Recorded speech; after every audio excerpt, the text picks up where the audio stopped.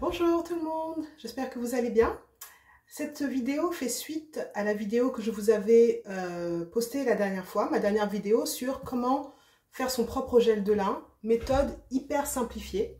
Pas besoin de collant, pas besoin de se fatiguer à tirer sur le collant pour faire sortir le gel pendant que c'est encore chaud. Enfin bon, donc vous savez que c'était pas simple et je vous ai donné de la méthode ultra simplifiée avec la passoire, où il suffit de mettre, de toute façon, je vous mets la vidéo en lien, et je vous la mets à la fin de la vidéo aussi.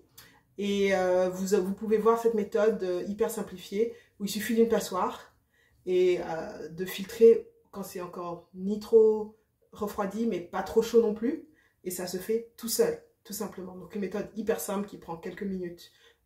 Le filtrage même prend que quelques secondes. Il faut faire mélanger les graines avec l'eau, comme dans la recette habituelle. Je vous ai redonné la recette. Donc cette vidéo, c'était la vidéo que j'avais postée juste avant celle-ci. Elle est disponible dans la playlist soins des cheveux aussi.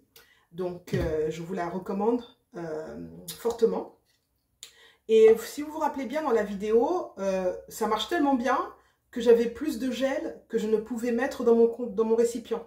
Donc j'étais là, non, il y en a encore et j'ai plus de place. Et donc la solution, c'est de congeler votre gel. Donc ça marche très bien. J'ai fait un peu de recherche, il y a d'autres personnes qui l'ont fait avant, avec succès. Certains utilisent même des moules à glaçons. Et ensuite, quand ils sont prêts, ils les sortent du moule et les mettent dans un sachet Ziploc ou un sachet qui est refermable, qui garde au congélateur. Et quand ils ont besoin de gel, ils prennent un ou deux glaçons en fonction de la taille des glaçons et de la longueur et l'épaisseur de vos cheveux, etc. Donc moi, pour l'instant, je les ai juste mis dans le container. Mais c'est vrai que la méthode moule à glaçons peut permettre peut-être de décongeler que ce dont on a besoin, et donc de faire durer encore plus longtemps, quoi. Parce que là, par exemple, ça, c'est dans le frigo depuis plus d'une semaine. Et c'est vrai que si j'avais peut-être décongelé un glaçon ou deux, j'aurais pas forcément un reste qui est encore dans le frigo. Éventuellement, je pourrais aussi le congeler aussi. C'est pas quelque chose qu'on va manger, même si ce serait consommable, hein, c'est vraiment 100% naturel. Mais comme on n'a pas vraiment à s'inquiéter de congeler, redécongeler, parce que c'est pas pour le manger, a priori, si je voulais, je pourrais mettre ça au congélateur, ce que je vais peut-être faire, parce que si je sais que je ne vais pas l'utiliser avant au moins une semaine, et que je veux que ça ne se gâte pas. Donc voilà, j'avais eu tellement de gel que j'en avais mis dans 2 récipients. Donc c'est vraiment, non seulement la recette est simple, mais en plus vous allez vraiment collecter une grande quantité, et donc vous n'aurez pas à le faire souvent. Donc vous remarquerez peut-être que ce récipient est un peu déformé. Et donc justement, c'est parce que j'avais versé le gel dedans pendant qu'il était encore un peu trop chaud. Mais il faut vraiment faire au bon moment. C'est pas évident, donc il faut tester un petit peu. Parce que si on attend trop longtemps, ça se gélifie et ça devient plus difficile à passer à la passoire. Donc il faut attendre un petit peu, mais pas trop. Donc vous trouverez en essayant. L'autre fois, j'ai vu cette expérience, j'avais attendu un petit peu trop longtemps. Et il y avait un peu de gel qui était déjà un peu gélifié.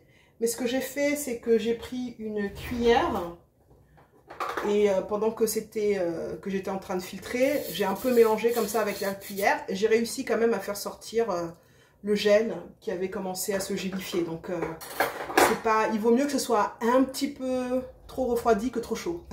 Si c'est trop chaud, vous pourriez non seulement peut-être vous blesser ou alors déformer votre peau, pire que ça même. Donc, il ne faut pas que ce soit brûlant, ça c'est sûr. Mais il ne faut pas laisser refroidir non plus trop longtemps. Ça doit être un peu plus que tiède. Mais bon, donc voilà. Et donc voilà, maintenant la solution tout simplement, c'est de congeler. Et donc vous en aurez vraiment pour plusieurs mois. Donc voilà, je voulais donc vous mettre à jour là-dessus pour éviter les gâchis. Et pour donc vraiment récolter le maximum, hein, tout simplement. Donc vous pouvez utiliser des récipients plus petits aussi, ou essayer la méthode avec les moules à glaçons pour faire vraiment que ce soit vraiment sur mesure, on va dire.